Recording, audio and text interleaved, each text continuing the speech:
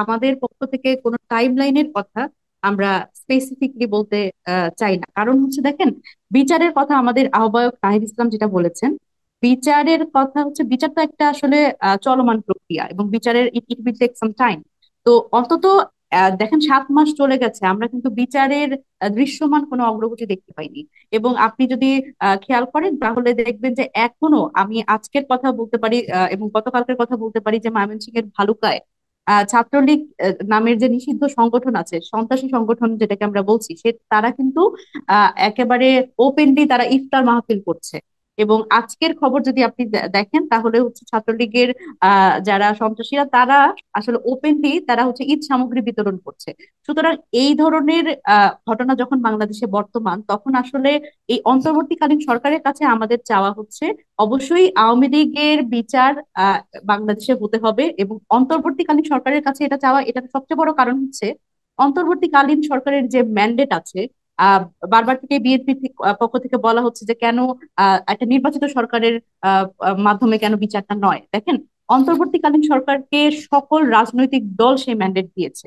সব এবং আমি যদি বলি যে সব একটা অভ্যুত্থান পরবর্তী বাংলাদেশে 5 আগস্টের পরে, ছাত্র জনতার অভ্যুত্থানের পরে ছাত্ররা এবং জনতার সমর্থনে যে সরকার বসেছে, আমরা মনে করি সে তারা সবচেয়ে বেশি ইনডিসক্রিমিনেটলি এই বিচারটা করতে পারে, এবং এই বিচারের অন্তত প্রক্রিয়াগতভাবে এটা হচ্ছে আগাতে পারে এই অন্তর্বর্তীকালীন সরকার থাকাকালে।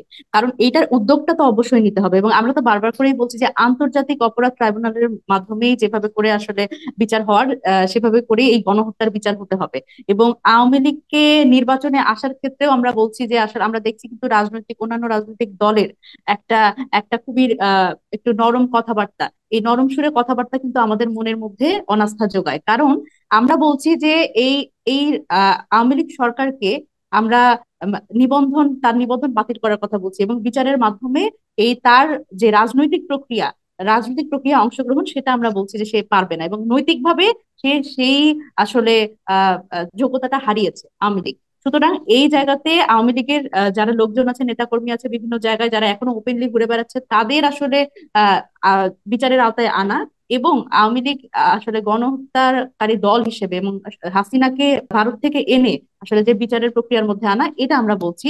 আমরা শেষ করার কথা বলছি না, আমরা বলছি যে অন্তত দৃশ্যমান অগ্রগতি এই বিচার প্রক্রিয়া। দেখেন, গত 7 মাস চলে গেছে, আমরা কিন্তু আমরা যদি দেখতাম যে না, এখানে যে প্রক্রিয়াটা চলছে, শেখ হাসিনাকে দেশের বাইরে থেকে দেশে আনা বা এই প্রক্রিয়ার যে অগ্রগতিগুলো, সেগুলো কিন্তু আমাদের সামনে দৃশ্যমান না।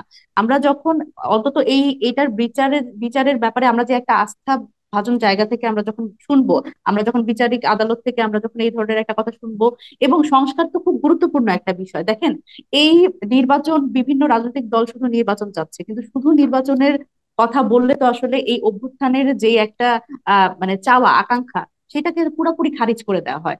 দেখেন, এই নির্বাচন, সবাই বলছেন নির্বাচনের কথা রাজনৈতিক দলগুলো, কিন্তু আপনি সাধারণ মানুষের কথা একটু শোনেন। একটা সাধারণ মানুষ কি চায়? সাধারণ মানুষ চায় সে সে যদি যখন থানায় যাবে, তখন তার মামলাটা ঠিকভাবে নেওয়া হোক।